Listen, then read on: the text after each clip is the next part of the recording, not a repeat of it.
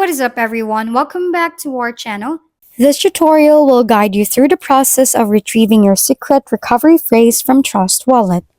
Knowing how to access this phrase is crucial for backing up your assets and ensuring you can recover your account if you lose access to your device. Launch a Trust Wallet app on your mobile device.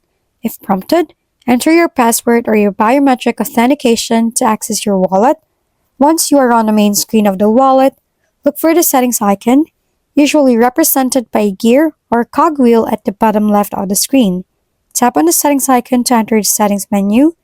In the settings menu, find and select the wallets option. This will display a list of your wallets. Choose the wallet for which you want to retrieve the secret recovery phrase. Tap on info details icon or three dots beside the wallet name to open its details. Look for an option labeled show recovery phrase or something similar. From here, there is a warning before you proceed.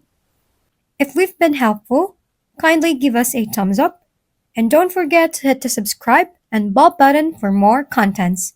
For any questions and suggestions, comment down below.